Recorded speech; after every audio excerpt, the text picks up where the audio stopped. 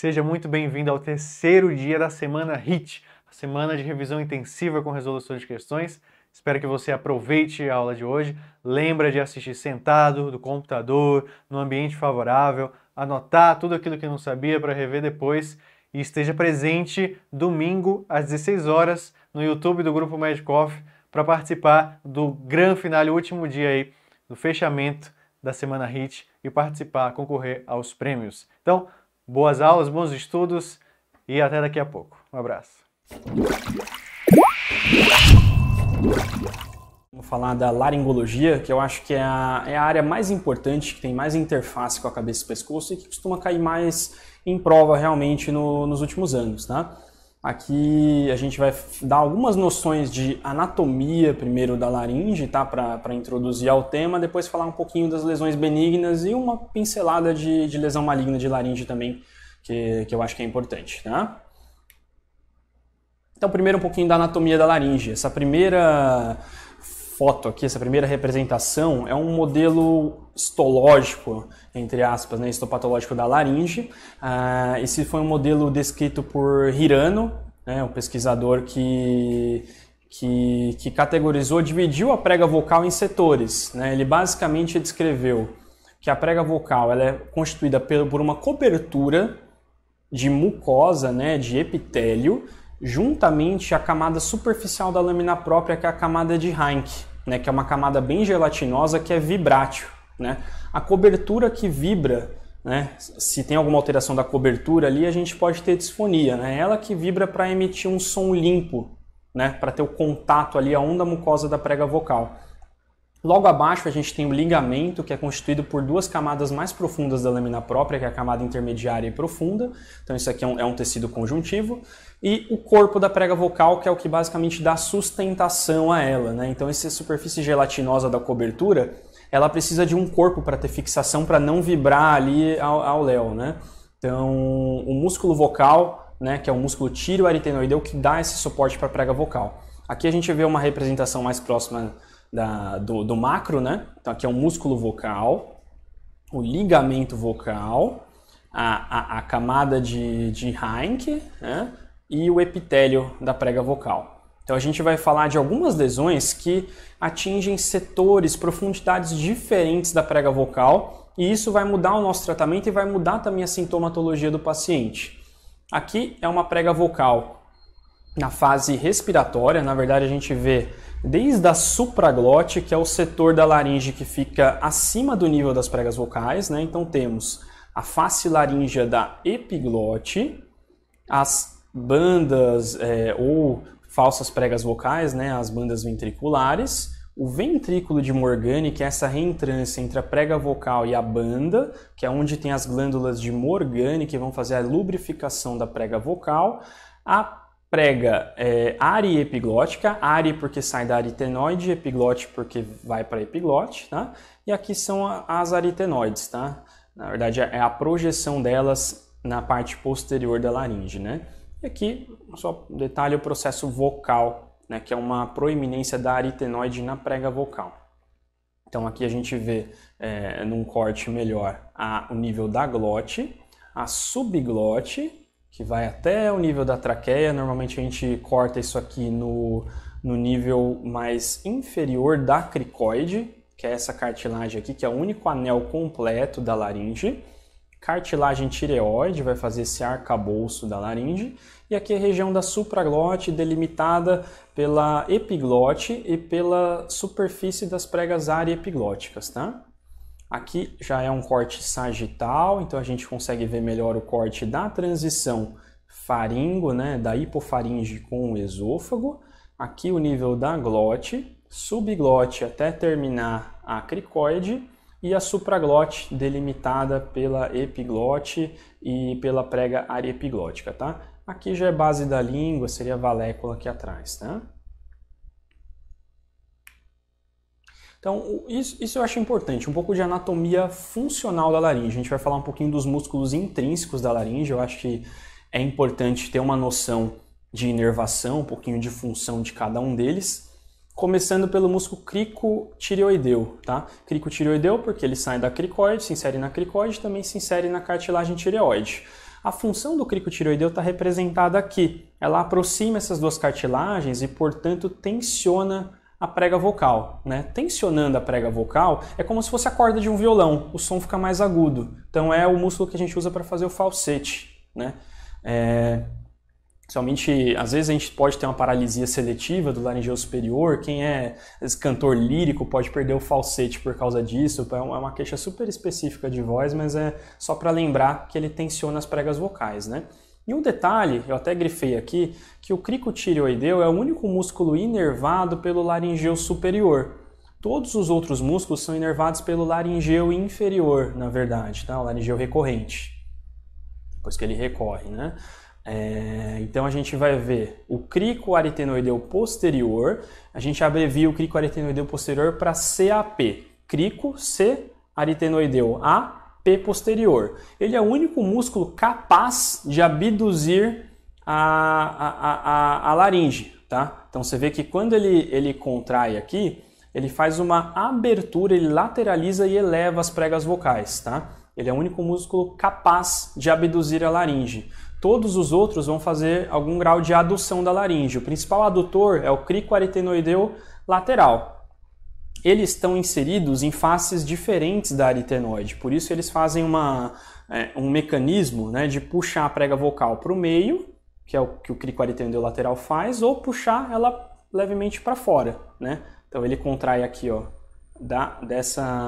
do processo muscular mais posterior da aritenoide para o meio. Então ele abre a prega vocal e o cricoaritenoideu lateral ele vai fazer o contrário, né? Ele se insere mais anterior, então quando ele contrai ele aproxima a prega vocal, faz uma adução. Então ele medianiza e rebaixa o processo vocal, tá? Ele é o que mais aduz, mas ele é o segundo principal tensor da prega vocal. Aqui abaixo a gente tem o músculo tireoaritenoideu, tá? O tireoaritenoideu ele é um músculo vocal, ele é um músculo que eu mostrei naquele esquema que faz o corpo da prega vocal, né? Quando ele contrai, reparem que ele encurta as pregas vocais. Então ele ajuda a fechar, ele também é um adutor, né? Então ele ajuda a fechar, mas ele deixa a massa vibrátil maior da prega vocal, né? Ele não estica igual o cricotireoideu, então ele deixa a voz mais grave, ele abaixa a frequência da voz, tá? E aqui a gente vê, na verdade a gente considera isso aqui como se fosse um grupo muscular único, que são os músculos interaritenoideus porque eles ligam uma aritenoide na outra, tá?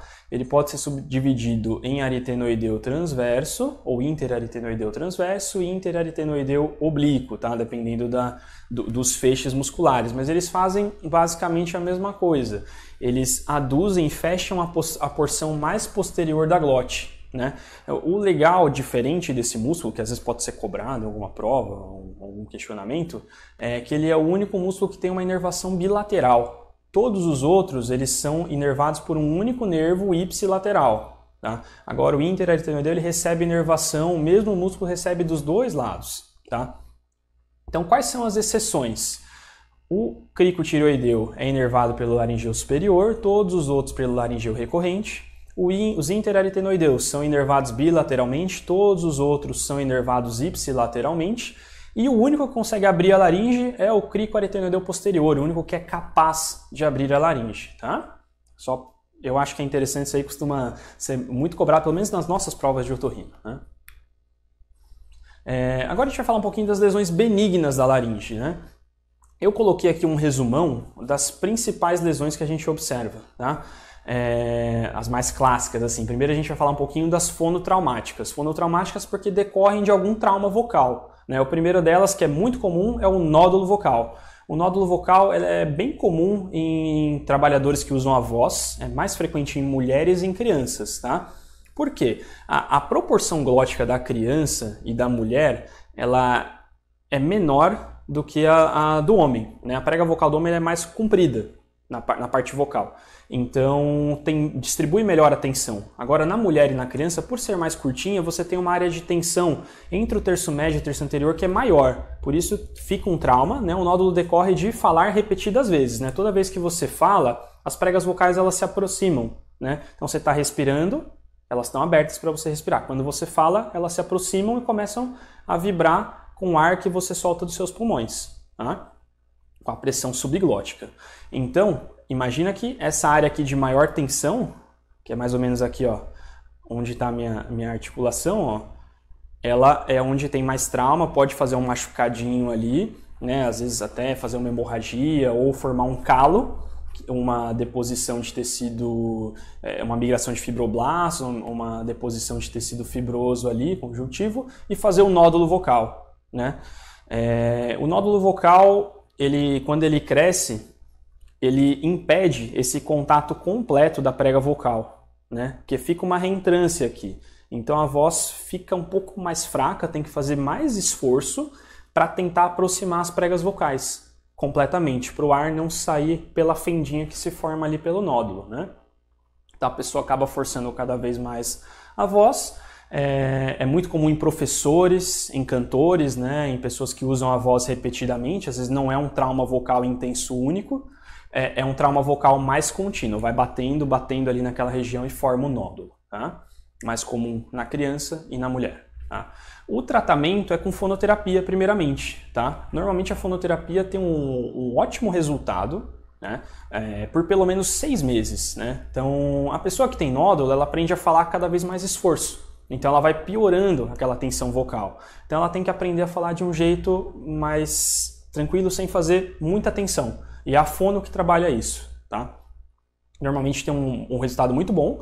A pessoa, eventualmente, quando usa um pouquinho mais a voz, pode ficar disfônica de forma intermitente, mas não chega a precisar operar na maioria dos casos.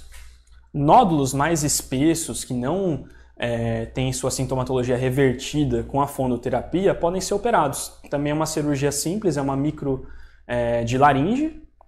O paciente é entubado, anestesia geral, a gente coloca um laringoscópio de suspensão e basicamente corta aquele nódulo. Puxa com uma pinça de preensão, corta, mantendo a superfície da prega vocal lisa, ali para ter um contato legal. Normalmente no pós-operatório o paciente precisa fazer um repouso vocal absoluto de pelo menos uns 7 a 10 dias e isso cicatriza em uns 45 mais ou menos, mas isso é por menor de cirurgia, tá? Também vai bem. Então o nódulo é uma lesão que vai bem, totalmente benigna, tá? Tratamento primeiro fonoterapia, depois cirurgia se não melhorar, né?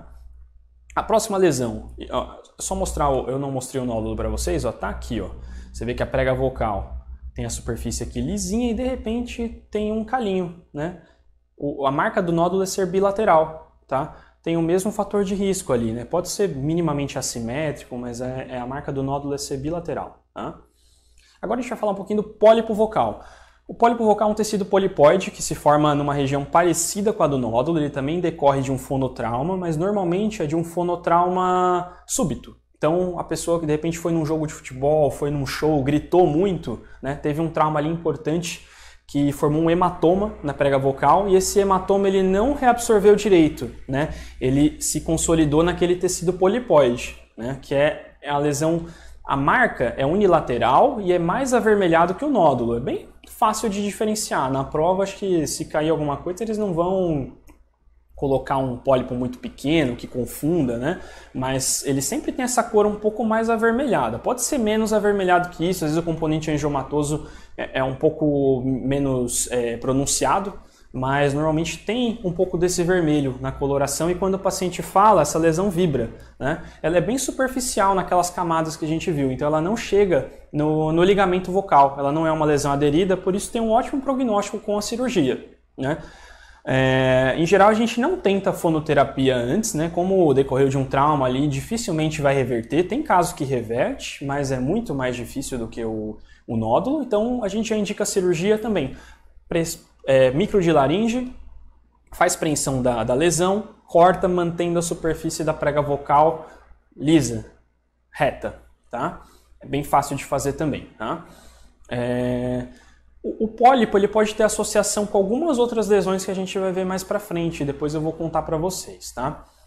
A próxima lesão fonotraumática, ela é muito associada a tabagismo, na verdade. Ela tem o seu componente de fonotrauma, então quanto mais a pessoa usa a voz, maior a tendência da lesão aumentar, ficar mais inflamada, mas dificilmente vocês vão ver essa lesão em um paciente que não fuma, né? Chama edema de Heinck. Lembra que eu falei para vocês que a cobertura era formada, da prega vocal, era formada pelo epitélio, pela camada superficial da lâmina própria, que é a camada de Heinck?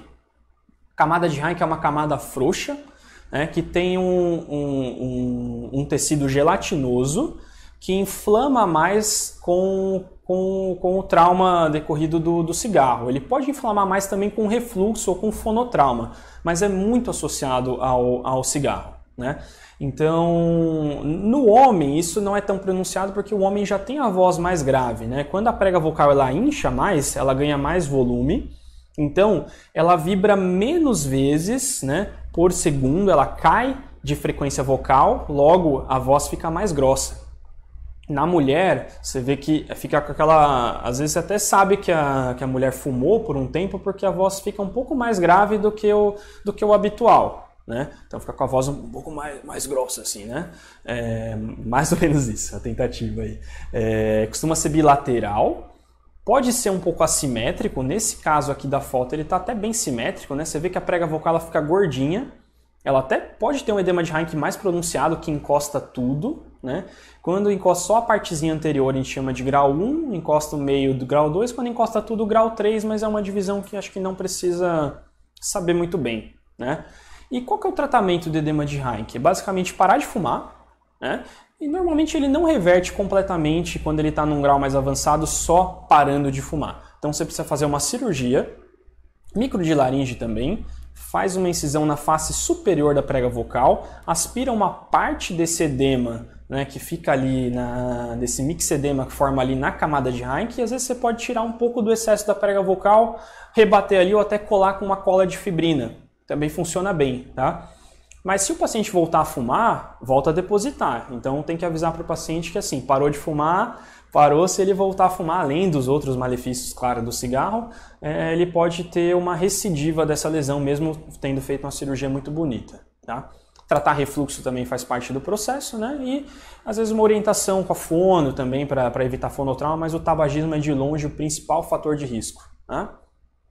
Próxima lesão é o granuloma de prega vocal. Ele costuma ficar na parte mais posterior da glote, onde está o processo vocal da aritenoide. Também é uma área que é facilmente traumatizada pelo tubo de ventilação. Então isso aqui é muito comum em paciente com intubação prolongada, tá? Ou pode ser por refluxo, por tosse de repetição, mas o que é mais comum é pós-intubação.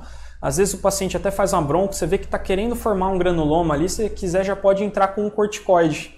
Nesse caso, o paciente não tenha nenhuma contraindicação, corticoide inalatório ou mesmo sistêmico, que às vezes ele retrocede um pouco esse granuloma, né? Tem paciente que acaba forçando muito a voz, tendo muito contato dessa região.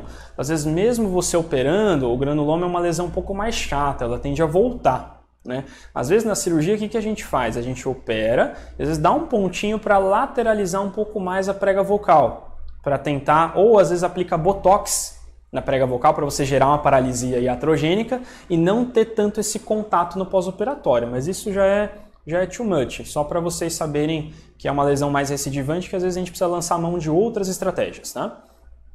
Agora vem as lesões que são as alterações estruturais mínimas da cobertura, né? São alterações que elas geram apenas o sintoma de disfonia, elas não costumam gerar outro sintoma, né?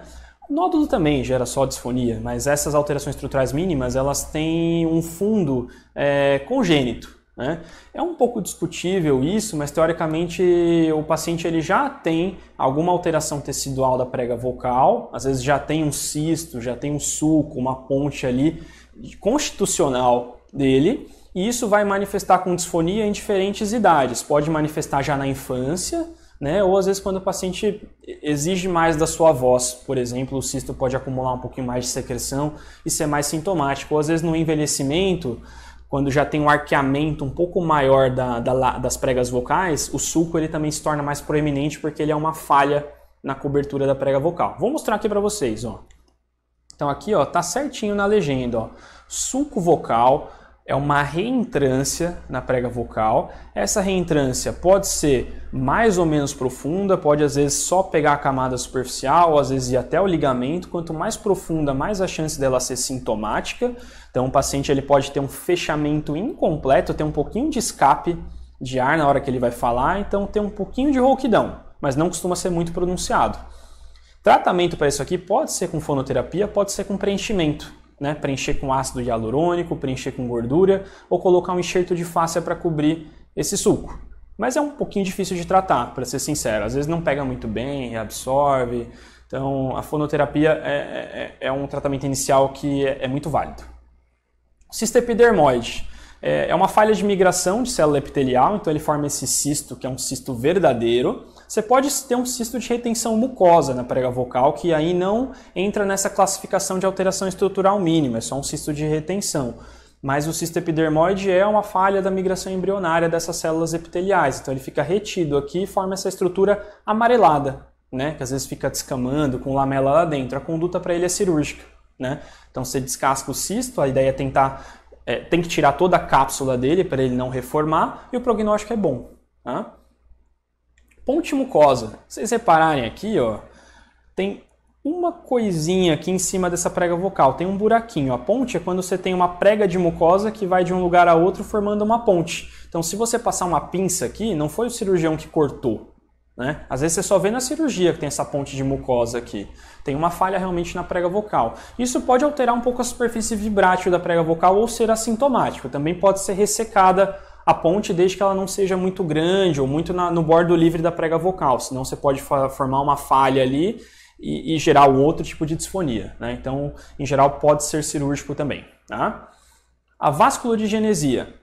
Vasculodigenesia nada mais são do que vasos dilatados nas pregas vocais, né? Você pode alterar um pouquinho a vibração se o vaso for muito protuberante, muito profundo. Se incomodar muito, não responder com fono, pode ser feita a cirurgia, dar uma cauterizada ou dar uma infiltradinha nesse vaso aí que costuma melhorar. Pode reformar também, mas não é muito comum e costuma responder. Tá? Microdiafragma. O microdiafragma, ele parece uma sinéquia, aqui na comissura anterior das pregas vocais. Qual que é o problema dele? Ele aproxima mais as pregas vocais, então ele reduz, né, essa área de contato e tende a formar mais trauma local. Então ele é um fator de risco para a formação de algumas lesões fonotraumáticas, como o pólipo e o nódulo. Tá? É mais descrito com o pólipo. Como ele encurta essa parte, o contato que tem ali não distribui tão bem a tensão, né? Então, frente a um fonotrauma, você pode associar outras lesões. Isso aqui costuma ser oligossintomático, às vezes o paciente nem nota. Dá para fazer cirurgia se for um microdiafragma maior, né? Você dá uma incisada ali, ou às vezes descola um retalho aqui para cima, rebate para não ficar superfície com superfície, não reformar a sinéquia, né? Você faz um enxerto cruzado. Tá? É uma possibilidade também, mas cirúrgico. Outra lesão benigna, mas que chama um pouco mais de atenção pela gravidade e pelo potencial de malignização, é a papilomatose laríngea recorrente. Né? A papilomatose laríngea, diferente do papiloma invertido de nariz que eu citei para vocês, é muito associada ao HPV. Né? Normalmente são os subtipos 6 e 11, que são os subtipos mais associados a lesões benignas, né? Com potencial de malignização mais baixo. Né? É a segunda principal causa de disfonia nas crianças. Né? O fator de risco é uma infecção genital materna. Né? Existe alguns trabalhos defendem que quando o paciente tem um condiloma visível ali ou muito importante no canal de parto, seja indicada a cesárea, que nesse caso você diminui a chance de ter papilomatose. Mas tem outros estudos mostrando que às vezes a via de parto pode, se for uma lesão pequena, tem outros fatores também, pode não influenciar muito nisso. Então só se for um condiloma visível, assim, expressivo, né? Mas pode acontecer nos partos cesáreos também. Né? Existe algum fator genético que leva esses pacientes a serem um pouco imunossuprimidos em relação ao HPV, mas que a gente não entende muito bem. Tá? Em 5% dos casos ou mais, a depender do tipo de HPV, você pode ter malignização. Por isso que é importante ressecar esse tipo de lesão. E também porque na criança o curso costuma ser mais agressivo. Né? A gente divide o papilomatose laríngea em forma juvenil e em forma adulta. Né? Na verdade, é o mesmo HPV, mas a expressão clínica é diferente. O juvenil é que começa numa idade antes dos 12 anos, às vezes bebezinho já pode começar. Né? O paciente tende a ter múltiplas cirurgias, um prognóstico que é pior, uma lesão mais agressiva. E a forma adulta, que é um pouco mais branda. Né? É mais comum em homens entre 20 e 40 anos de idade, mas a partir dos 12, nova classificação já entra como forma do adulto. E tende a ser aquele paciente que forma uma lesão pequena, às vezes opera fica bem durante alguns anos, né? Vai fazendo acompanhamento, né? Na criança é muito mais agressivo. O grande problema é que pode, como a via aérea da criança é pequena e a lesão é proliferativa, ela é agressiva, você pode ter dispneia e ter estridor, né? Ter estridor inspiratório, se pegar mais a parte supraglótica, ou bifásico, se pegar mais a glote, né? Tem criança até que precisa fazer traqueostomia, ou algumas que precisam fazer cirurgias, às vezes a cada 2 meses, para ir limpando o papiloma, porque é muito recidivante, né? E uma coisa aqui que eu coloquei, só para... Isso pode cair assim, picuinha de prova, é que a replicação ocorre na camada basal do epitélio, tá? E um achado que eles falam que é praticamente patognomônico é a coelocitose. Você vê a célula abaulada, vacuolizada, né? Então você vê um vacúolo ao redor do núcleo ali que fica na periferia da célula, tá? Então a coelocitose é um marcador histopatológico dessa doença, tá? E qual que é o marcador clínico? Principalmente disfonia, nas crianças já pode se apresentar como estridor e dispneia, que é uma coisa bem preocupante. Então as crianças que têm papiloma têm que ser seguidas de perto e começou a obstruir, tem que fazer cirurgia, né? Tem crianças, mesmo alguns adultos que a gente segue há algum tempo, que já fizeram até mais de 40, 50 cirurgias para tirar papilomatose laríngea recorrente. Pode ser bem recidivante em alguns casos, né? Aqui no Brasil a gente não tem principalmente no sistema público, não tem todo o arsenal que poderia ser usado com essas lesões, né? Hoje a tendência é, além de fazer cirurgia, tentar algum tratamento coadjuvante, seja com antiviral, que é o cidofovir, né? Ele ainda é off-label aqui, né? Mas você pode aplicar, injetar na prega vocal, depois que você tira as lesões ali, infiltrar, fazer aplicações seriadas, parece que tem um benefício também com ele, tá? Ou com anti-VEGF, com imunobiológico, que é o bevacizumab, né? Teoricamente ele inibe a proliferação vascular, então inibiria também o crescimento dessa lesão, tá? Então a conduta principal, suporte de via aérea e cirurgia, pode ser lançado mão do cidofovir, que é o antiviral, né, em aplicações seriadas, normalmente umas 4, 5 aplicações após a cirurgia, varia de acordo com o protocolo, e o imunobiológico, que é o bevacizumab, também é uma outra possibilidade, né? Vacina para HPV é uma coisa que a gente tem feito de rotina, porque os últimos estudos mostraram benefício, né? Pelo menos em redução de agressividade de doença, às vezes reduz a periodicidade que esses pacientes têm que se submeter à cirurgia, alguns respondem até muito bem, às vezes não tem recidiva da lesão com a vacina para HPV, mesmo tendo lesão ativa, né? Então o paciente tem o papiloma ali, vale a pena você vacinar, né? Teoricamente você daria a teoria por trás disso é que você daria um boost no sistema imunológico para ele reconhecer aquele papiloma que estava sendo ali reconhecido como self, como non-self. Então ele teria uma resposta, uma ativação do próprio sistema imune e diminuiria em alguns casos a agressividade da doença, tá?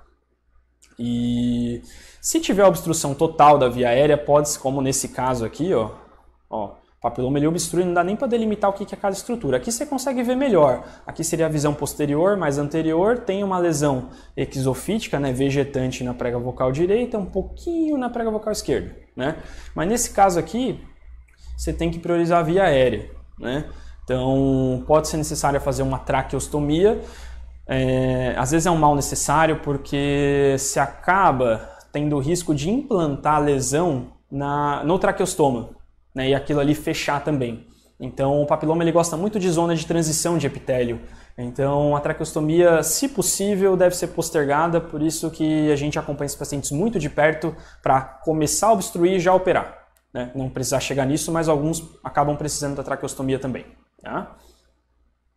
E sempre é legal estudar o tipo de vírus, você pode fazer uma hibridização in situ para identificar, ver se não tem nenhum tipo de displasia também nas amostras, sempre mandar para anatomo patológico. Algumas técnicas hoje em dia usam laser de CO2 para ressecar essa lesão também, é uma possibilidade, tá? Além da lâmina fria. Agora, mudando um pouquinho de assunto, vamos para as paralisias de prega vocal, né?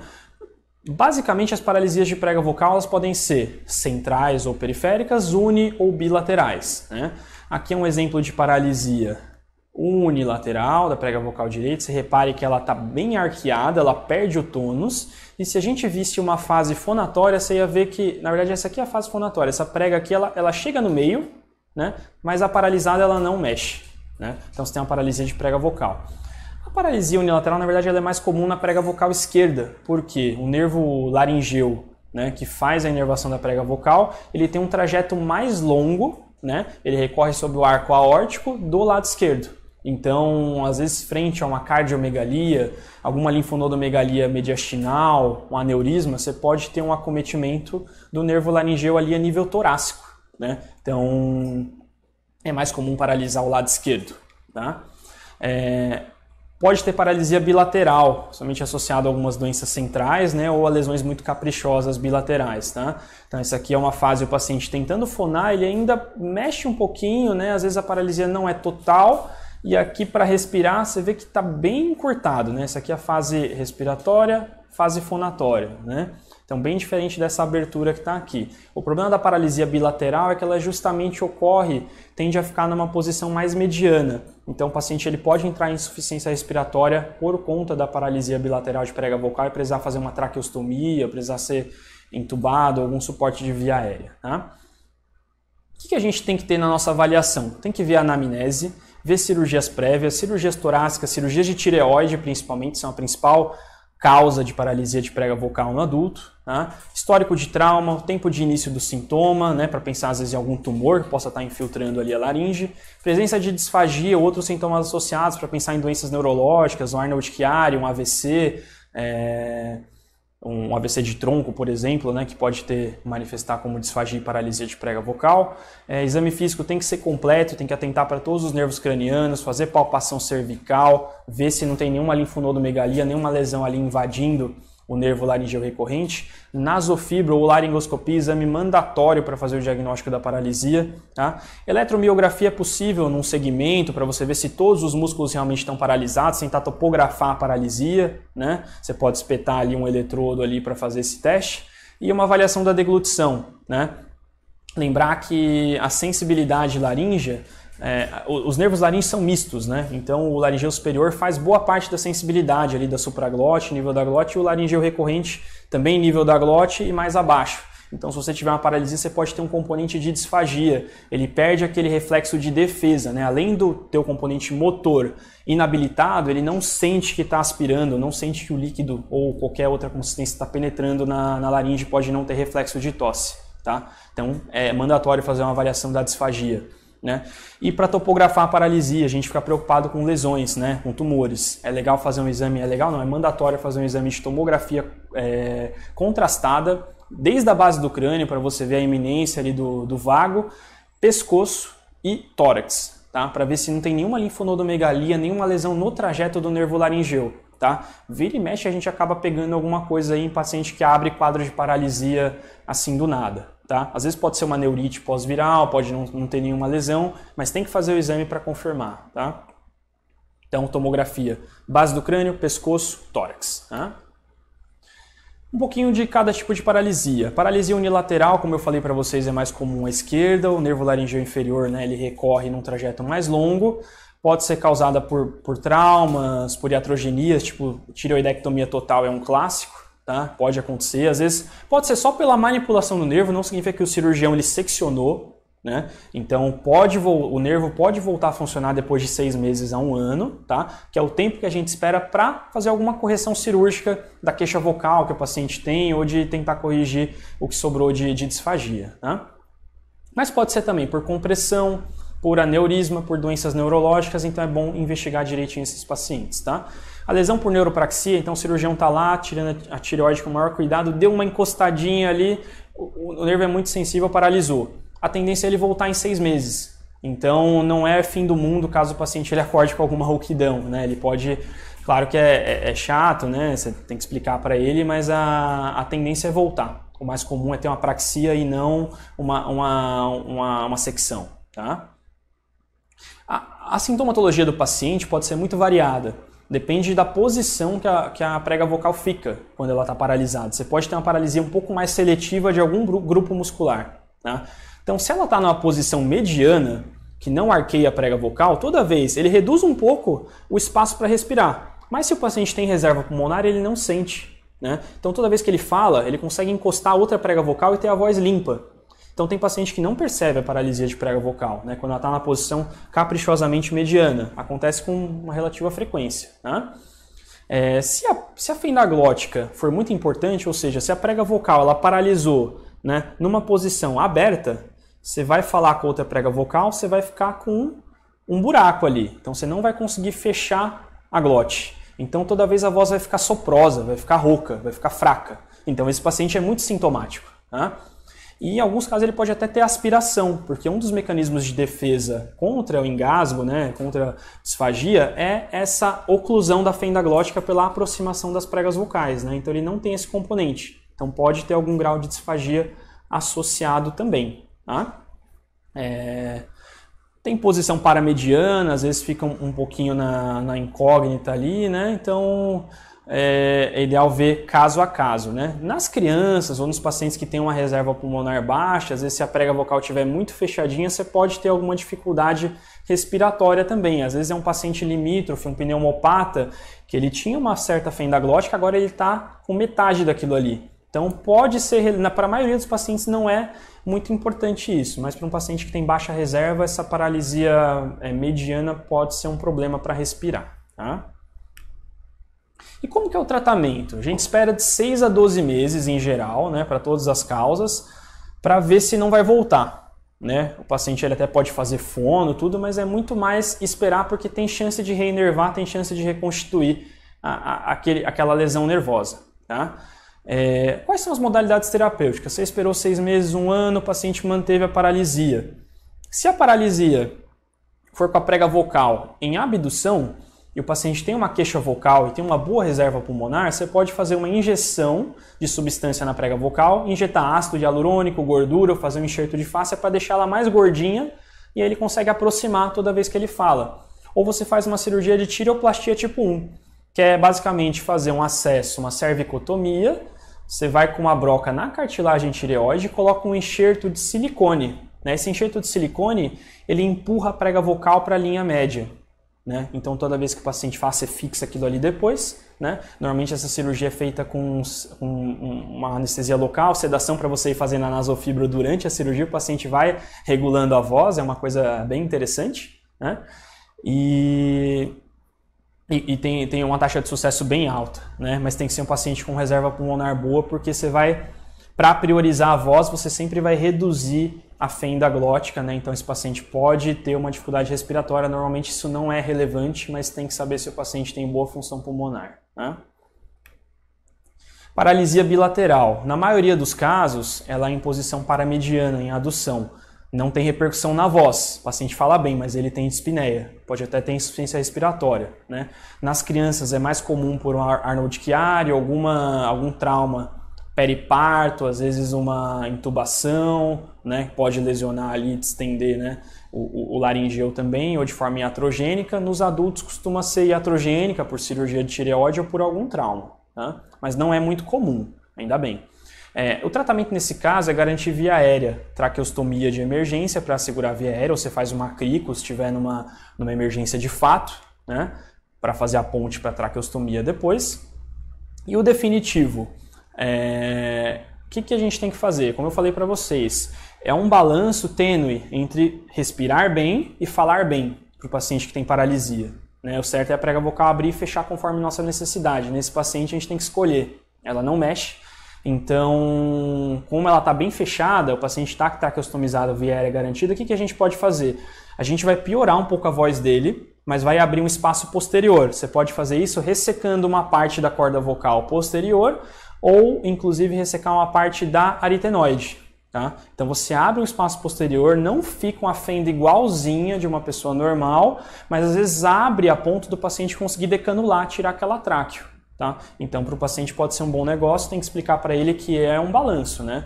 Mas normalmente eles preferem ficar um pouco mais roucos, mas tirar a traqueostomia, né? Que é um outro peso, né, de desconforto, mas você tem que discutir os prós e contras com o paciente. Tá? Agora a gente vai para o estridor laríngeo, né? Eu dei uma resumida aqui nesse slide, né, nas causas de estridor laríngeo na criança. A principal causa, que cai muito em prova, nas provas de título, tudo, né, é a laringomalácia. É a principal causa de estridor no lactente. Normalmente é um estridor inspiratório que tende a começar a partir da segunda semana de vida, mas tende a ser autolimitado, né? Ele tende a melhorar sozinho em 18 até 24 meses, então até os 2 anos de idade, né? Ele pode estar associado ao refluxo. O que acontece, né? Tem várias teorias para explicar a laringomalácia. Tem teorias que falam que há uma malformação, hipodesenvolvimento de algumas estruturas da laringe, e outras que falam que é uma coisa funcional. Às vezes aquela inervação, aquela musculatura não está bem desenvolvida, com o crescimento acaba melhorando. Tem graus variados, normalmente o que marca é essa epiglote em ômega, e para você fazer o diagnóstico, você tem que ver um colabamento da supraglote, né, sobre a via aérea, quando o paciente inspira. É isso que faz o diagnóstico da laringomalácia, não adianta só ter epiglote em ômega, por isso que é legal fazer um exame de nasofibra, um exame dinâmico, né, da via aérea. Tem que ver o colabamento da supraglote, isso faz o diagnóstico da laringomalácia. E qual que é a conduta frente à laringomalácia? Se o paciente estiver oligossintomático, é de suporte, né? Então você vai aguardar, melhorar, mas tem pacientes que têm uma insuficiência respiratória importante, tem uma dificuldade para ganho de peso. Nesses casos você opera, faz uma supraglotoplastia. Então tem várias técnicas a depender do tipo de laringomalácia, mas normalmente faz-se uma ressecção parcial das pregas areoepiglóticas para abrir mais espaço na supraglote e o paciente respirar melhor, tá? Basicamente isso.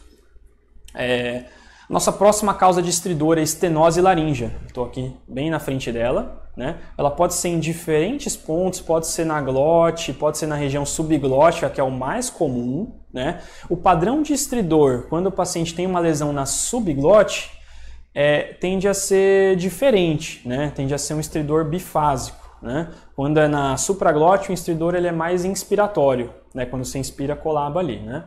Então, nesse caso, é um estridor bifásico, pode ser adquirido ou congênita. No caso, a gente está falando mais para o lado congênito, né? São estenoses variáveis, pode ter uma conduta cirúrgica, com dilatação ou mesmo só de suporte, né? Se o quadro clínico não for muito importante, você pode esperar a criança crescer um pouquinho, estiver respirando bem, estiver se alimentando bem, só tiver com um ruidinho para respirar.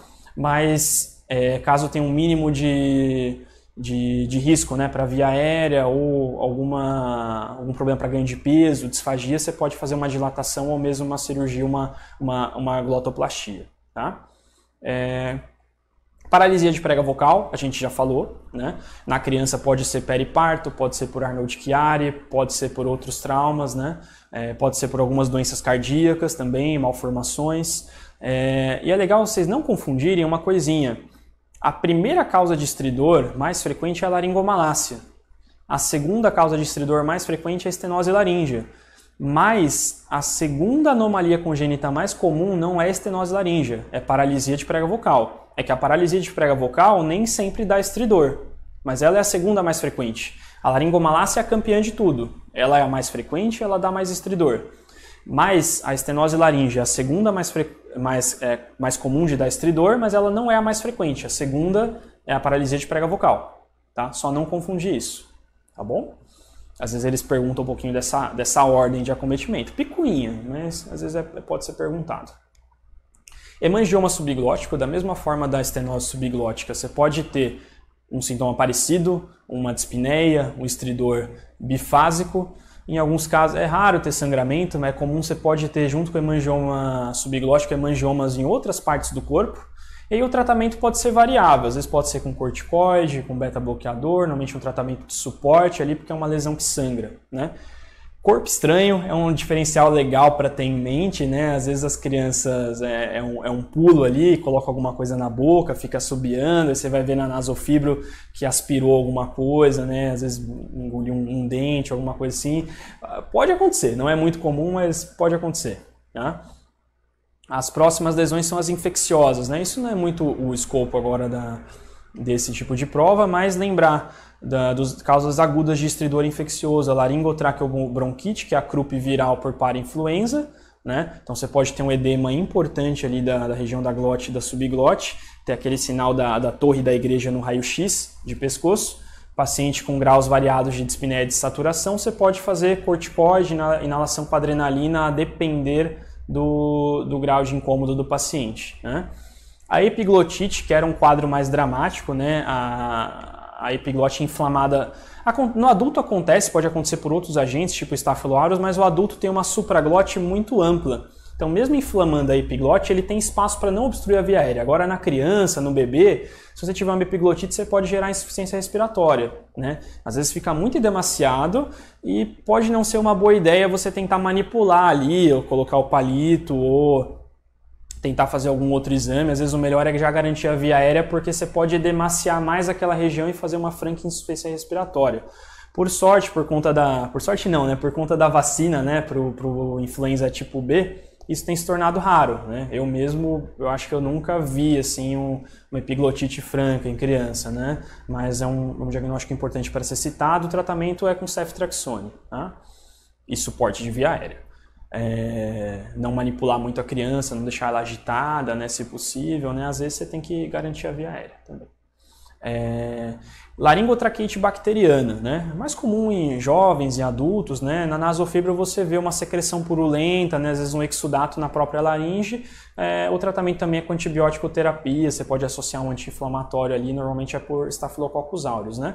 E a papilomatose, que a gente já citou lá para trás, também pode ser uma causa de estridor laríngeo, tá? Agora a gente vai falar um pouquinho das neoplasias malignas da laringe, né? Na verdade, dar uma pincelada nisso aí e falar um pouquinho das lesões pré-malignas, um pouquinho do que a gente pensa na conduta, tá? Então, elas representam 25% dos tumores malignos de cabeça e pescoço, 2% das neoplasias malignas do corpo humano inteiro, né? 90% vão ser SECs, né? Pode ter outros, adenocarcinoma, às vezes carcinoma adenoide cístico também, mas o mais comum é SEC. Tá? Predomina em homens uma relação de 7:1, né? E é muito mais comum de pacientes fumantes, tem um efeito sinérgico importante do álcool com o cigarro, né? Aumenta muitas vezes o risco de desenvolver um tumor maligno de laringe, né? O lado bom, né? Se é que tem, né, uma coisa boa para pontuar em meio a esse diagnóstico que é ruim, é que ele é mais comum na porção glótica, né, da laringe, né? Por que isso é bom? Porque a glote, qualquer alteração na glote é facilmente percebida, o paciente fica rouco, né? Qualquer rouquidão maior que 2 a 3 semanas tem que ser investigada com exame, porque pode ser tumor, né? O câncer da supraglote, às vezes ele não dá sintoma precoce, né? O da subglote é bem raro, e o da supraglote ele tem muito espaço para crescer. Às vezes ele se apresenta como uma disfagia, ele só vai dar sintoma de disfonia de espinéia quando ele está mais grande, quando ele está maior, mais grande é ótimo, né? Quando ele está maior, né? Quando ele está mais invasivo. Então o prognóstico é pior, né? Você faz o diagnóstico mais tardio, não necessariamente. Além disso, a supraglote ela é mais irrigada, tem uma via linfática mais rica do que as pregas vocais, então isso por si só também já agrega um prognóstico pior, tem mais chances de metalinfonodal. Tá? Além do cigarro e do álcool, tem um risco ocupacional, exposição a metais, a amianto, processadores têxteis, pó de madeira, alguns vapores ácidos, fuligem, combustíveis, tudo isso também pode ser fator de risco para o câncer de laringe. Tá? Refluxo é um fator de risco, tá? E os HPVs também, tipo 16, 18 e 33 mais notavelmente, tá? Não são os mais comuns, mas os que estão associados à malignização, tá? Aumento do consumo de ovo e carne vermelha é um fator de risco um pouco questionável, mas tem alguns estudos mostrando, e uma baixa ingestão de caroteno, né? Outros vírus, outras doenças aí já fica um pouco mais questionável, uma força bem fraca de associação, tá? Principal, tabaco e álcool, HPV. Tá? Lesões pré-malignas da laringe, né? Normalmente ele não vai brotar um câncer do nada, né? Você vai ter que ter um fator agressor, vai gerar uma resposta hiperplásica, inflamatória da mucosa, vai ter queratose, então vai ter deposição de queratina em resposta àquela agressão, vai começar a ter atipia num grau leve, moderado, grave, até que vai chegar a um CA in situ, que não rompe a membrana basal. Passou da membrana basal, aí já é um CA microinvasivo, né? Então, antes de virar um câncer, pode ter esse aspecto de leucoplasia, ou seja, fazer uma placa ou uma mancha esbranquiçada na superfície da prega vocal. Ou pode ter misturado com umas faixas de eritroplasia. Em geral, qual que tem melhor prognóstico? A leucoplasia. A eritroplasia é mais associada a lesões mais displásicas, tá? Tem um risco de malignização maior, né? Em geral, para as leucoplasias, a nossa tendência, leucoplasias de epitélio respiratório, é tirar, né? Você tira, manda para a biópsia, vê se já não tem um processo ali neoplásico franco, né? Ou ver se tem algum grau de displasia. Mas para prega vocal, se for uma leucoplasia assim, mais isoladinha, tiver uma boa mobilidade da prega, não tiver outras lesões, é possível fazer um tratamento clínico, né? Então você pede para o paciente sempre parar de fumar, suspender o fator de risco, né, o fator agressivo. Você pode entrar com um tratamento teste de 4 semanas, né? Das mudanças de hábito, tratar refluxo, com omeprazol em dose dobrada ou com algum outro IBP dose máxima, procinético, com dieta, tudo mais tem disponível, fazer um corticoide inalatório, fonado, e vitamina A, 50 mil unidades por dia, uma dose que tem que formular com uma finalidade antioxidante, né? O principal, na verdade, é o corticoide e o tratamento para o refluxo, mas a vitamina A é um coadjuvante, tem alguns trabalhos mostrando que pode ter algum benefício, né? Tem paciente que responde super bem, some a leucoplasia, por isso que isso é tentado inicialmente, mas assim, com um segmento muito próximo do paciente. Tá? É para ele voltar em um mês, se não melhorar, já agenda a cirurgia. Aí tem que tirar essa leucoplasia, você faz uma decorticação, tira essa camada mais superficial aqui da prega vocal, normalmente isso epiteliza bem. Tá? Então tem uma lesão de bom prognóstico, mas é um paciente que vai ter que seguir para a vida aí praticamente. Tá? Neoplasias malignas da laringe. Então a gente falou do pré-maligno, daquela sequência, né? Fator agressor, hiperplasia, queratose, que fica assim, né? Fica branquinho, com atipia, pode ficar assim. O CA in situ já pode ser isso aqui, ou pode ter uma lesão um pouco mais evidente, e pode chegar nesse nível aqui, né? Aí ninguém tem dúvida, tá? Como eu falei para vocês, tumor glótico é o mais comum, dá sintomas precoces. A dispneia acontece em casos mais avançados, o prognóstico é mais favorável, tem uma drenagem linfática mais pobre, né, dessa região. O supraglótico é mais silencioso, né? Às vezes dá uma sensação de refluxo, de corpo estranho, pode ter dor, antes de ele manifestar francamente com dispneia, disfagia e disfonia. Tá?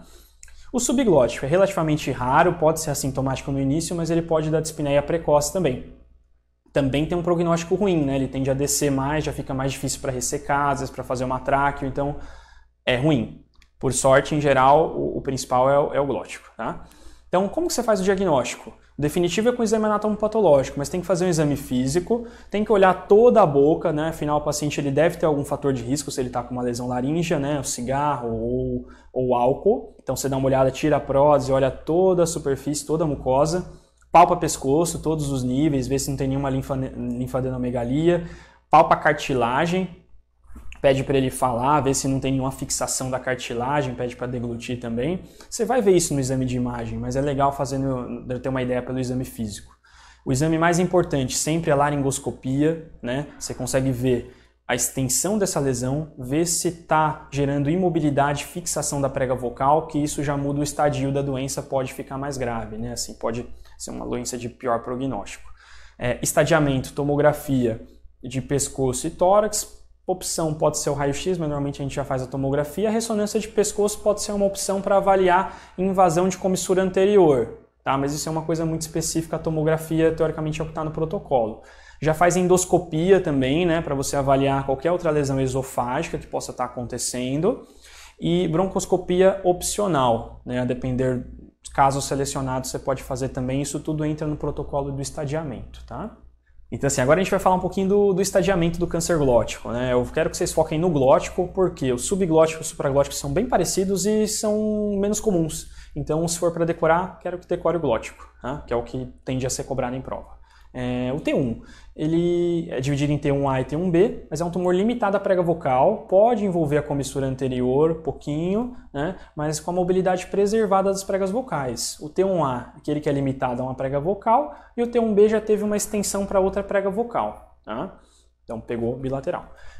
O T2, o tumor ele se estende para outra região da laringe, não somente a glote. Ele pode ir para supraglote ou para subglote, né? Ou pode então diminuir a mobilidade da prega vocal. Tá? Se for uma diminuição que não chega a ser paralisia, fixação, ainda é um T2. Se ele passou a fixar, não mexe nada ou mexe muito pouco, você já fala que é um T3. Tá? Ou se ele tem invasão extralaríngea, então ele não está somente na supraglote, na subglote, na glote, ele passou para o espaço para a gordura paraglótica, né? Ou para a face interna da cartilagem tireoide, você já chama de T3 também. T4A é um tumor que ele passa, né, ele invade a cartilagem tireoide, ou ele vai para estruturas mais distantes do perilaringe. Então a traqueia pode ter extensão para os tecidos moles não laríngeos do pescoço, a musculatura, né, pré-tireoidiana, a própria tireoide ou esôfago, né? Esse é o T4A. E o T4B é quando ele já é mais extenso, invade estruturas mais nobres, né, como o espaço pré-vertebral, o mediastino, ou ele envolve a carótida. Né? Aí esse é o de pior prognóstico do T. Tá? O N é aquele velho estadio N, né, que serve para vários tumores de cabeça e pescoço. Né? O N0 é quando não tem nenhum linfonodo clinicamente metastático. O N1, quando tem um único do mesmo lado da lesão, menor que 3 centímetros. Se muda um pouco disso, né? Então ele tem um linfonodo entre 3 e 6 centímetros, ipsilateral, N2A, perdão. Se for linfonodo múltiplo ipsi, menor que 6, N2B. Se for linfonodo bilateral ou contralateral, tem algum do outro lado, menor que 6, N2C. N3A, se o linfonodo ele passa de 6 centímetros, é pelo tamanho, tá? Então até 3 a 6, mas aí muda um pouquinho se tiver múltiplo ou se for contralateral, pode ser N2B ou N2C. E o N3 já tem que ter um linfonodo maior que 6 centímetros, né? Isso é uma coisa que mudou em 2017, né, no estadiamento da Academia Americana, que entrou o N3B, né? Qualquer extensão extranodal clínica já classifica como N3B, né? A extensão extranodal piora bem o prognóstico, tá? Metástase, M0 sem metástase, M1 presença de metástase à distância, né? Então o estágio vai ser composto, né, pelo TNM total, tá? Tem N1, piora o prognóstico, vai para o 4. Tem qualquer M, já vai para o 4C, piora bem o prognóstico, tá? Então, isso aqui é um resuminho do tratamento. Claro que cada caso tem suas variações, suas nuances, mas a tendência é seguir mais ou menos essa lógica, né? Para tumores em estágio precoce, em estágio 1 ou 2, normalmente você pode tratar com uma modalidade única. Seja cirurgia ou seja radioterapia, não tem muita diferença na literatura, né? Tem a questão da preferência do paciente ou do médico também, né? Mas aparentemente não faz muita diferença para estágios mais precoces, né? Agora, para estágios mais avançados, acima do 2, aí você já precisa de uma terapia multimodal, normalmente combina cirurgia com radioterapia, podendo associar até quimioterapia, né?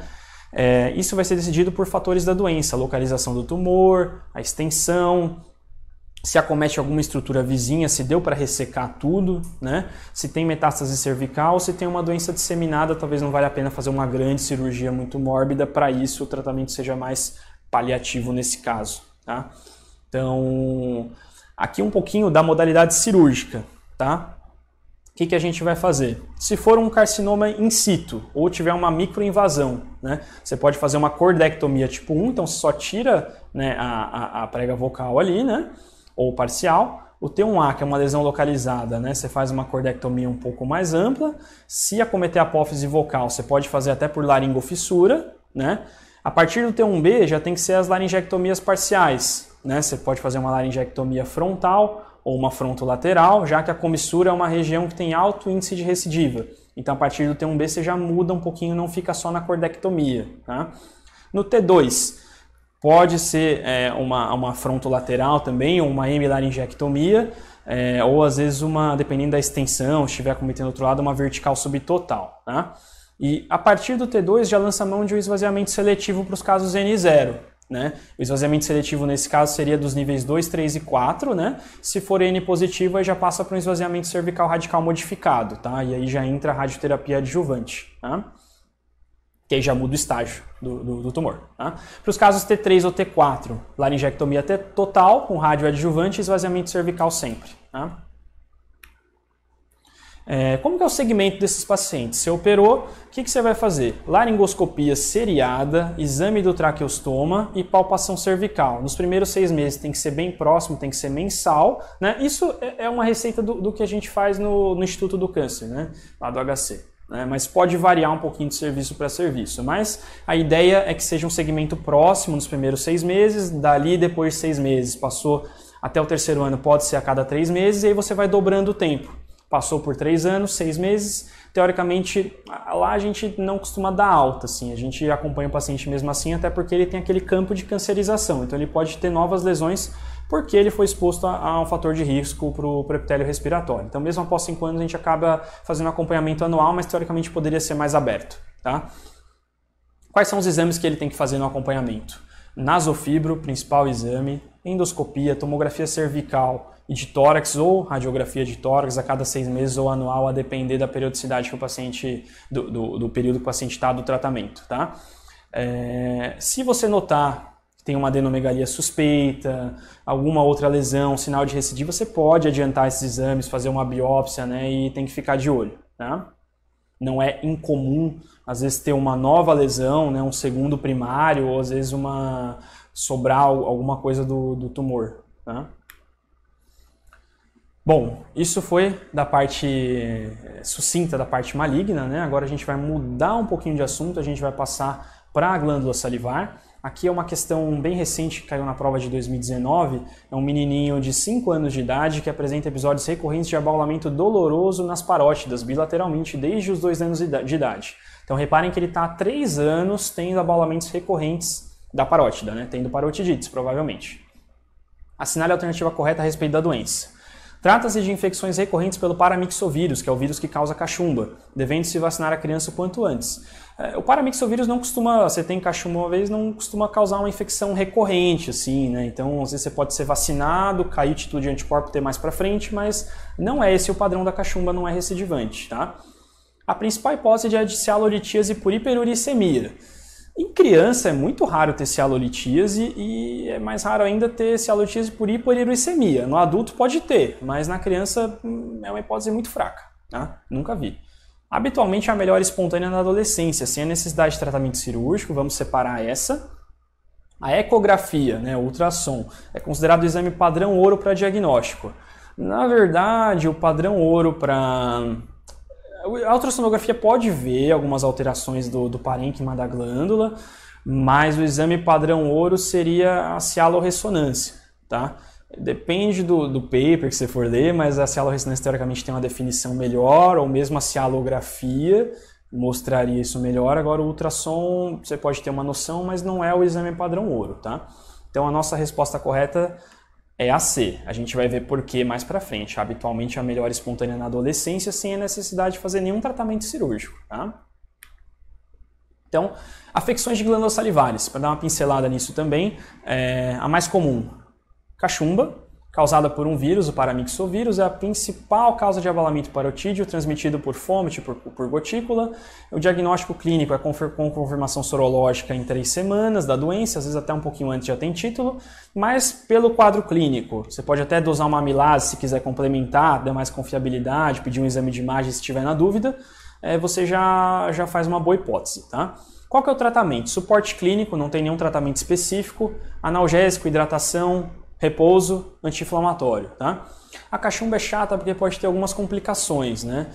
Mesmo o paciente fazendo repouso, tratamento, então talvez a hidratação seja o que proteja um pouquinho, mas pode ter surdez súbita, pancreatite, meningite e orquite nos meninos, tá?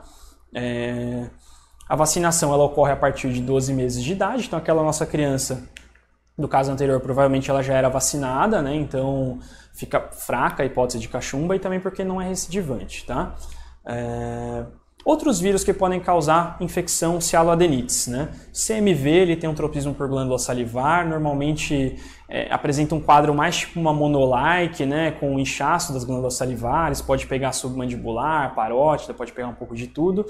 Costuma estar associado a HIV. Não é tão frequente, mas tem uma associação maior do que a população geral, tá? Tratamento de suporte antiviral nos pacientes imunossuprimidos, tá? O próprio HIV, quando está no estado de imunossupressão mais importante, ele pode ter um aumento cístico e linfoproliferativo das glândulas salivares, né? Mais notavelmente da parótida, tá? Tem uma parotidite crônica, na verdade pode ter um acometimento de todas as glândulas, mas é mais comum da parótida, seguido de uma disfunção salivar, né? E a queixa clínica dele é um aumento das glândulas que acaba evoluindo com xerostomia, tá? A boca seca, né? Pode ter um pouco de artralgia, outros sintomas sistêmicos também, tá? Outros vírus, os vírus o exenterovírus, né, de forma geral, né, influenza também pode dar, EBV, né, mas isso é menos comum. E a cialoadenite aguda supurativa, que é bacteriana, a gente vai falar um pouquinho mais especificamente dela. Ela tem causa bacteriana, ocorre uma migração retrógrada pelo ducto parotídeo, principalmente por Staphylococcus aureus, né? Você vê na expressão saindo secreção purulenta, né? Você faz coroscopia, coloca um abridor de boca e faz expressão da parótida e fica observando ali próximo ao segundo molar, né? No ducto parotídeo, se sai secreção purulenta, se sair, você fez o diagnóstico, tá?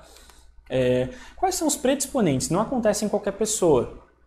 Pode até acontecer assim aleatoriamente, mas normalmente tem um fator de risco, como uma higiene oral, uma redução do fluxo salivar por desidratação, ou em pacientes que têm xerostomia, tipo síndrome de Sjögren, jejum prolongado ou queda da imunidade, né? É muito comum nos pós-operatórios de cirurgia abdominal, o paciente fica em jejum por muito tempo, às vezes dá uma desidratadinha, né? Tem diminuído porque acaba entrando com algum antibiótico profilático, mas é muito comum acontecer nesses casos, né?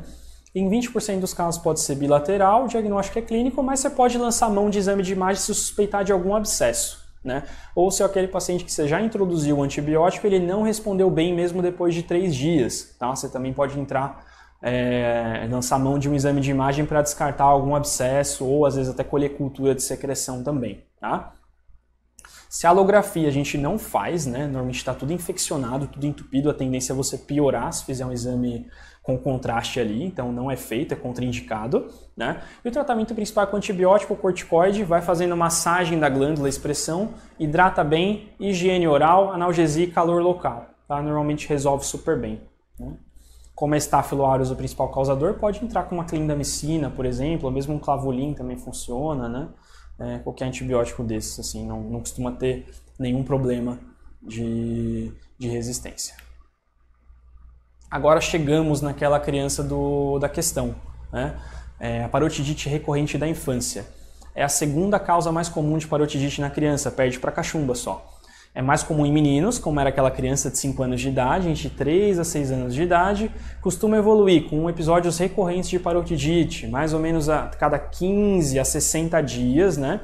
A etiologia é multifatorial, a gente não sabe muito bem o que acontece, se de repente a criança teve uma parotidite, juntou debris ali, obstruiu, teve uma obstrução funcional do ducto, não sabemos exatamente o que acontece, mas fato é que tem uma alteração funcional da glândula, por vezes até anatômica, tá? O diagnóstico é com a cialografia, você vê um padrão em buquê de flores, né? Você vê várias dilatações ali dos ductos, né? Forma esse padrão em árvore, em brotamento, ou buquê de flores, cacho de uva, como queira chamar, né? Você pode ver isso na cialografia, pode lançar mão também da cialorressonância ou da cialoendoscopia, né? Como que é o tratamento? Nos episódios é suporte, fazer massagem, analgesia, você pode lançar mão de cialogogo, algum cítrico ali se o paciente não tiver com dor, corticoide e antibiótico se estiver drenando secreção purulenta, mas normalmente não precisa de tanto, tá? Não precisa do antibiótico na maioria dos casos. A cialoendoscopia, né, que é você fazer um exame endoscópico ali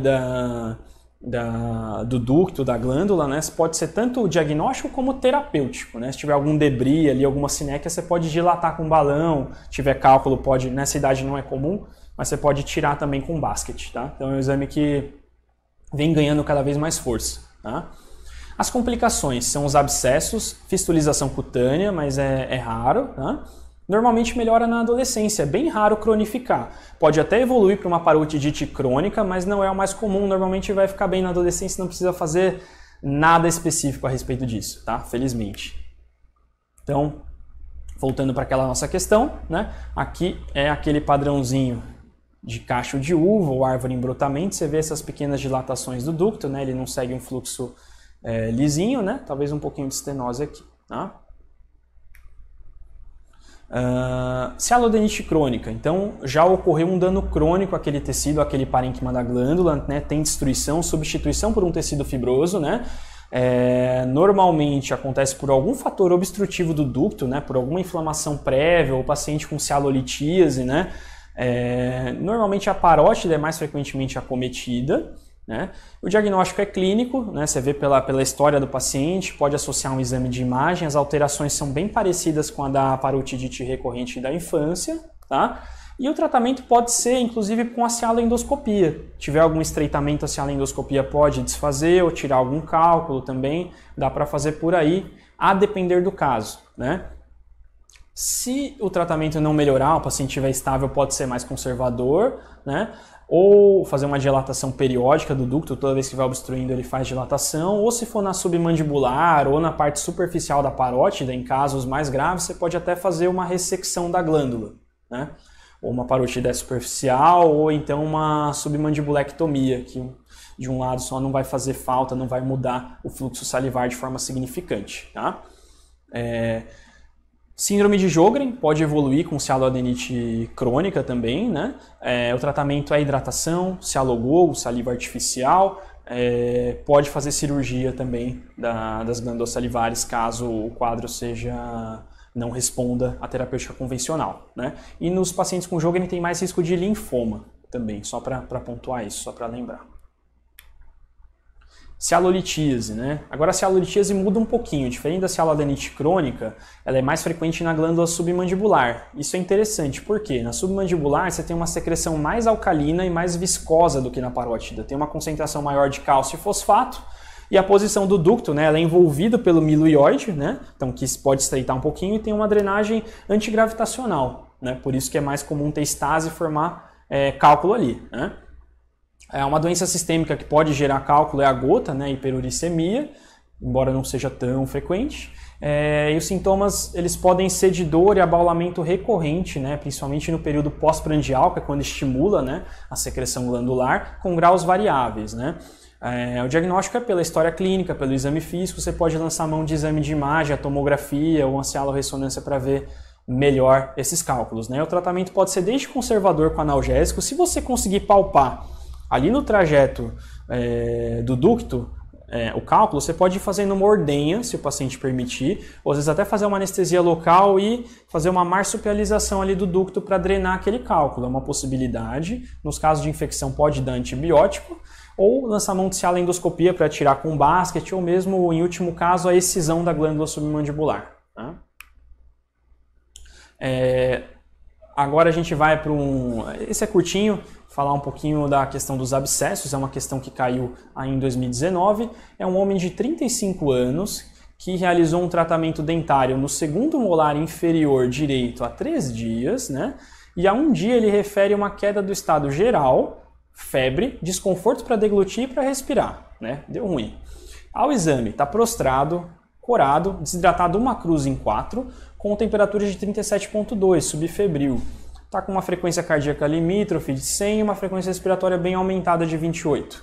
Ele apresenta um trismo, uma restrição à abertura de boca, que prejudicou a avaliação da uroscopia, mas o aspecto local do tratamento odontológico era só de edema, né? Não conseguiu ver coisas além disso, necrose e secreção, pelo que está descrito. O pescoço dele está edemaciado e hiperemiado desde a região submandibular até o terço inferior direito, né? Então tem um edema aqui nessa porção cervical anterior, desde a submandibular, né? Não consegue definir nódulos, mas tem uma leve crepitação na região submandibular, talvez por formação de gás. Pode-se afirmar que se trata de... Aí aqui acho que ele deu uma brincada com os epônimos, né? A gente tem uma entidade chamada angina diplou-Vansan. O que é a angina diplou-Vansan? É um tipo específico de amidalite causada por uma associação de espiroqueta com Fusobacterium, que gera uma necrose amidaliana. Então o que você vê? É uma amidalite com sintomas muito intensos, normalmente unilateral em adulto, pode estar associada a má higiene oral também, e você vê a amígdala necrótica ou recoberta por uma fibrina branca, né? Pode ter febre, mal-estar também. O tratamento normalmente é com cobertura de anaeróbio, uma clindamicina, um clavulin ou um cefurol com metro, né? Você pode entrar com isso aí que normalmente melhora, né? O problema do Plovansan é que em alguns casos é raro, ele pode fazer uma tromboflebite séptica da jugular, né? Por isso que acho que ele misturou aqui a questão da flebite e tudo, quis dar uma confundida, né? Essa angina de pecho eu nem sei muito bem o que é, não acredito que seja nada de pescoço, né? E o que ele quis dizer aqui no caso era angina de Ludwig, né? Que na verdade é um tipo específico de abscesso cervical muito relacionado à manipulação dentária, principalmente do 2º ao 3º molar, em que você tem um acometimento de diferentes espaços cervicais, normalmente é bilateral, né, do submandibular, espaço sublingual e submentoniano. Então você tem bastante edema e o risco dela é principalmente obstrução de via aérea. Né? Alguns casos podem evoluir com fascite necrotizante também e sepse e outras complicações, às vezes até dissecar outros espaços e fazer mediastinite, mas normalmente o problema maior é a obstrução de via aérea. Né? Então, aqui um pouquinho uma pincelada de abscessos cervicais, né? Quais são os possíveis focos? Na criança é muito comum foco cefaríngeo ou amidaliana, no adulto é mais comum foco dentário, mas pode ser linfonodo, pode ser glândula salivar, pode ser um cisto congênito, né? Quais são os riscos dos abscessos? É evoluir para obstrução de via aérea ou para mediastinite dissecando as fáscias cervicais, né? Os agentes normalmente são polimicrobianos, normalmente o protocolo no HC é entrar com ceftriaxona e clindamicina para esses casos, e o exame de escolha é uma tomografia computadorizada de pescoço com contraste. Se o paciente tem um abscesso um pouco maior, ou mesmo uma hiperemia que está indo da fúrcula ou no tórax, tem que cortar tórax também para ver se não tem mediastinite. Então, normalmente a gente pede um tomo de pescoço, que corta bem já a parte faríngea, o próprio pescoço, e tórax. Tá? Esse é o padrãozinho para ser pedido. O paciente, nesses casos, se tiver trismo, restrição cervical ou um abscesso mais evidente, tem que ser internado para antibiótico terapia, considerar um corticoide. Se tiver mesmo abscesso, drenagem cirúrgica e tem que resolver o foco. Se for o dente que está podre, tem que tirar o dente. Tá bom? Aqui só para exemplificar a angina de Ludwig, que foi o caso, fica mais ou menos assim, você tem um edema bem importante da região submandibular, sublingual também tem um acometimento, às vezes você vai fazer uroscopia, tem um abaulamento do assoalho da boca, é uma coisa bem característica, e da região submentoniana. Tá? A etiologia normalmente é uma infecção do segundo ao terceiro molar, pós-manipulação dentária, canal, implante, qualquer outra coisa.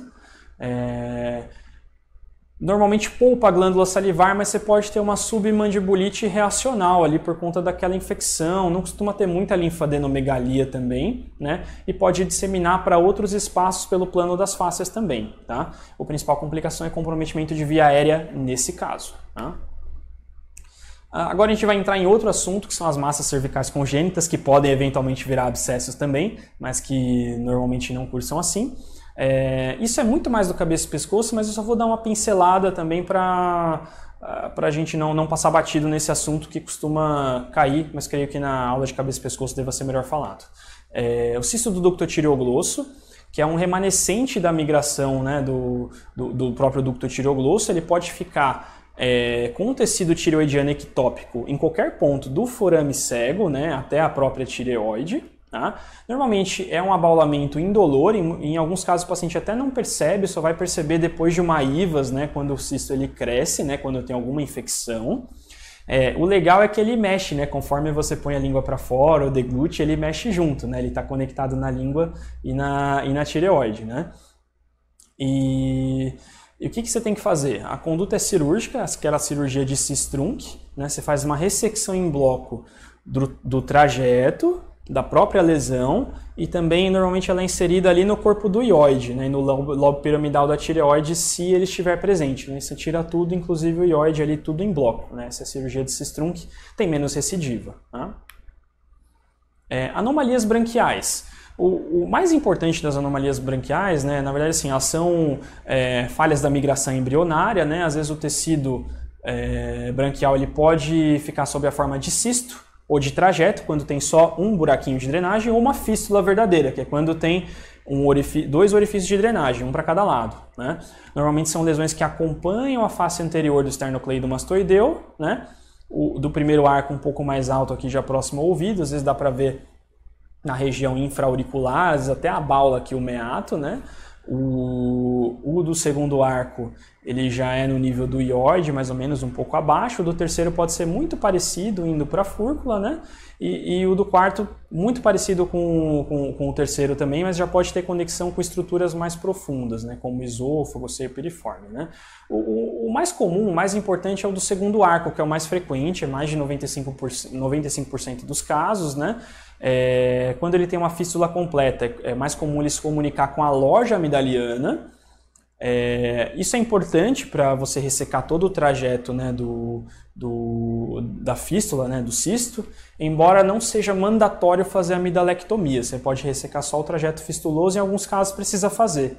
né, para você delimitar melhor o trajeto e tirar tudo, né?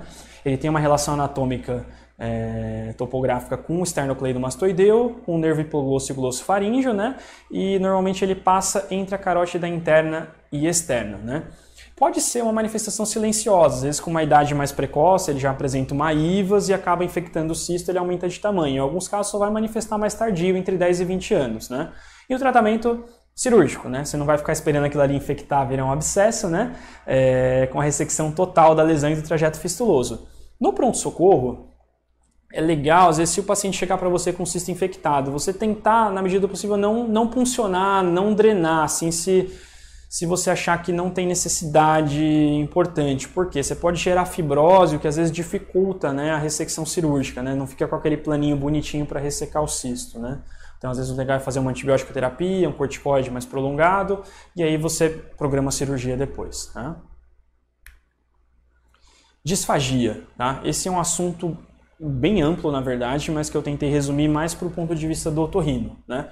Só para lembrar as fases da deglutição. Tem a fase pré-oral, que a gente já está pensando ali na comida, já tem uma descarga estimulando as glândulas salivares, né, para lubrificar a cavidade oral. O oral preparatório, que a gente faz a mastigação do bolo, adiciona saliva. O oral propriamente dito, que a gente transporta o bolo da cavidade oral para a faringe, né? A parte faríngea ou orofaríngea, que o bolo é transportado para o esôfago, e a parte esofágica, que aí vai mais para a parte do gastro, né? Até aqui é mais a nossa parte, né? Até a fase orofaríngea. Quais são os componentes anatômicos necessários para uma boa deglutição? As estruturas de suporte cartilaginosas e ósseas da laringe, a musculatura do pescoço e da própria laringe, as fibras efetoras, né, eferentes e aferentes de alguns nervos cranianos, né, do trigêmeo, do facial, do glossofaríngeo, do vago, do acessório e do hipoglosso, né? Todas elas são importantes para uma deglutição adequada, né? Algumas fibras simpáticas também, né, aliás, umas fibras sinápticas que coordenam, né, que levam o estímulo da deglutição do centro da deglutição para o córtex e para o cerebelo, onde há toda essa coordenação, essa orquestra, né, da contração muscular, né, de todas as fases.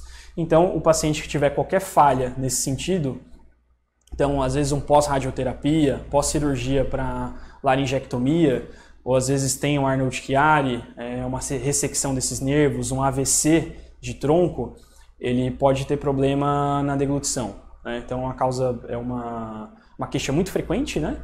E a gente tem algumas formas de tentar minimizar os riscos associados a essa disfagia, né? Então, o que acontece na deglutição?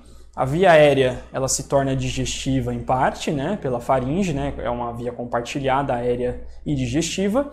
A gente faz uma elevação do véu palatino para não ter refluxo nasal. Os pacientes que fazem, às vezes, uma ovulectomia ou uma ressecção, né, do véu palatino, eles podem ter refluxo de comida pelo nariz também, que é um sintoma bem desagradável. Tem que ter a abertura do esfíncter esofágico superior, que é feita pelo músculo cricofaríngeo, né? Em alguns casos de contratura do cricofaríngeo, a gente pode até fazer botox para tentar abrir o espaço ali no esfíncter esofágico superior ou fazer uma ressecção do músculo cricofaríngeo também para abrir espaço, né? Fechamento laríngeo no nível do vestíbulo da laringe, aquilo que eu falei para vocês antes, né? Até caiu uma questão que eu não coloquei aqui porque ela foi anulada, né? Mas falando um pouquinho sobre a traqueostomia, né? Muita gente errou essa questão porque ele perguntava qual que era a medida necessária para melhorar a disfagia. Uma das opções era a traqueostomia. Na verdade, a traqueostomia ela piora a disfagia, né? O que acontece? Você fixa a laringe, né? E você deixa de ter a pressão subglótica, que é um estímulo para adução das pregas vocais, né? Então, na traqueostomia, você tende a piorar esse reflexo de fechamento laríngeo, tá? Então, a traqueostomia às vezes é necessária por outros motivos, mas ela não é um tratamento para disfagia, né? Ela tende a piorar a disfagia, na verdade, tá?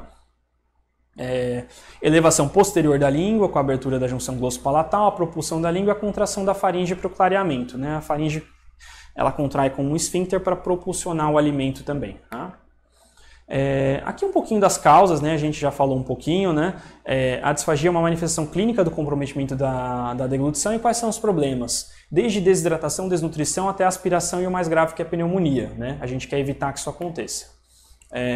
Quais são os exames que a gente pode lançar a mão para avaliar de forma mais objetiva a disfagia, né? O videodeglutograma, que é um exame contrastado, né? Então o paciente ele engole um composto cumbário, né? E vai fazendo radiografias seriadas ali para compor um filme, né? O bom do videodeglutograma é que ele mostra todas as fases da deglutição, ele pega até a parte esofágica, né? Então se o paciente às vezes tem um divertículo, tem algum tumor esofágico, uma calásia, tudo isso vai pegar, tende a pegar no videodeglutograma, né? Mas a gente, como otorrino, gosta muito, né? Reparem que um exame não exclui o outro, né?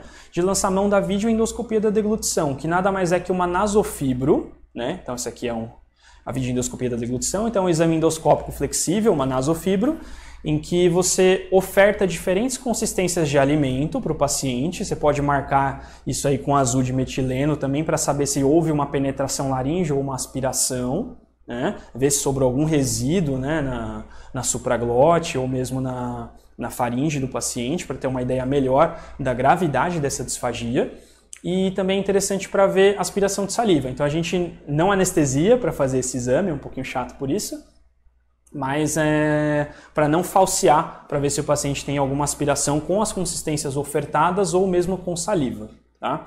Então a gente tem uma visão endoscópica, você vê a fase faríngea da deglutição, a fase oral você não vê muito bem, né? Porque estaria aqui para anterior do palato mole, né? Pouco invasivo, é barato. Você pode fazer exames seriados para ir testando sua terapêutica também, ver se está dando certo, né? E você consegue uma boa avaliação estrutural, você vê se tem alguma lesão, tudo. Então, assim, esse aqui você não tem o refinamento endoscópico de ver qual a estrutura, onde que está sobrando, né, líquido, você tem uma visão parcial. Então, o exame, na verdade, complementa o outro, tá? E você pode, inclusive, fazer algumas manobras nos dois exames, né? Mas na videoendoscopia da deglutição isso é um pouco mais evidente o efeito, tá? Então, como funciona o tratamento da disfagia? Ele é multidisciplinar, na verdade, quem acompanha é o otorrino, o neuro, a fono, físio, nutri, psicóloga, TO e várias outras áreas, né? Você tem que fazer um ajuste de consistência para aquele paciente. Então, no nosso exame de videoendoscopia da deglutição, a gente consegue testar consistências diferentes, né? Testar um pedaço de sólido, uma bolachinha, um líquido, colocar espessante, tipo fazer uma consistência tipo mel ou líquido espessado para o paciente para ver se ele vai melhor. Consistência pastosa, em geral os pacientes toleram melhor a consistência pastosa, né? Nas disfagias orofaríngeas, né? Você consegue atestar a segurança da via aérea, tudo bem que é um filme ali de um momento do paciente, mas às vezes você já consegue pegar alguma penetração laríngea ou, o que é mais grave, uma aspiração da laringe, que é quando passa o nível das pregas vocais, tá? Se o alimento, né, o azul, para ali na supraglote ou acima da prega vocal, você chama isso de penetração laríngea, é um marcador de disfagia moderada. Se passa do nível da prega vocal para a traqueia, tem aspiração, um marcador de uma disfagia grave, então você já tem que pensar numa via alternativa de dieta, que seria a sonda nasointeral, ou caso o paciente não tenha um prognóstico de melhora, já seja um pós-AVC muito tardio, ou tenha feito alguma ressecção de tumor já bem tardia, já pensar numa gastrostomia também, tá? Alguns exercícios também que o paciente pode lançar a mão, principalmente para paralisia de prega vocal. Lembra que ela pode ficar aberta, né, em um dos lados, né, meio arqueada, e você engole ali, a comida pode de repente penetrar, aspirar na laringe, né? O que você pode fazer para minimizar essa aspiração? Existem algumas manobras, né? Eu posso virar meu pescoço para o lado que está paralisado, eu fecho a abertura desse lado e consigo engolir com mais facilidade sem aspirar. Flexão também do queixo, né? É uma outra manobra que protege mais a via aérea, então a flexão associada à rotação da cabeça para paralisia de prega vocal normalmente vai bem. Você consegue ver isso no exame endoscópico para saber se teve diferença mesmo na aspiração do paciente, tá? Tireoplastia. A tireoplastia tipo 1 para aproximar a prega vocal da linha mediana pode ser um procedimento, tireoplastia tipo 1 para disfagia, tá? Para os pacientes que têm cialorreia, pode lançar mão de droga xerostômica, tipo gel de propantelina, Buscopan, amitriptilina, né, e outros medicamentos, às vezes um colírio de atropina também sublingual. Se não responder a isso, pode ser tentado um botox em glândula salivar, ou, caso nada funcione, você pode fazer uma submandibulectomia bilateral com ligadura do ducto parotídeo, do ducto de Stenon, tá? É uma outra possibilidade de cirurgia para cialorreias resistentes. Separação laringotraqueal é quando o paciente não responde a nada acima, ele continua tendo pneumonias, continua tendo aspiração, então a pneumonia aspirativa é um marcador também para saber se o tratamento está dando certo. Caso o paciente ele mantenha perda de função pulmonar, pneumonia de repetição, a separação laringotraqueal seria a última linha de procedimento. E para casos mais selecionados, que o problema está no cricofaríngeo, o botox ou a miotomia do cricofaríngeo para abrir mais o esfíncter esofágico superior. Tá? Traqueostomia, aquilo que eu falei, pode piorar a aspiração por alterar a pressão glótica e fixar a laringe. Tá? Então não é um procedimento indicado para disfagia, tá até com um asterisco aqui só para vocês saberem. Tá? Bom, a gente está chegando na parte final, né, dessa parte da laringologia. Mais uma questão que caiu na prova de 2019 de R3. É uma mulher de 46 anos que foi submetida a tireoidectomia total por CA papilífero. No primeiro PO, refere engasgo para tomar água, estava eupineica, sem estridor, a ferida com bom aspecto, então não fez nenhum hematoma, nada local, nitidamente. Porém, sua voz está soprosa e curta. Você já pensou? Paralisia de prega vocal. A laringoscopia antes da alta hospitalar revela paralisia bilateral de pregas vocais com fenda central ampla. A paralisia de prega vocal com fenda central ampla não é o mais comum, mas vamos obedecer ao enunciado. Com esses dados, qual a conduta recomendada para esta paciente? Então, a paciente está com a voz soprosa, o ideal seria fazer uma melhor avaliação dessa disfagia da paciente e até avaliar a questão de uma passagem de sondas nasointeral para evitar aspiração. Como ela acabou de fazer cirurgia, pode ser só uma praxia do nervo e de repente ele volta dali algumas semanas, dali alguns meses, né? Então, traqueostomia não trata disfagia, lembra? Ela não está dispineica. Alta hospitalar não, porque ela tem risco de aspiração. Intubação orotraqueal, ela não está dispineica, não precisa. Corticoterapia não vai resolver nada nesse momento.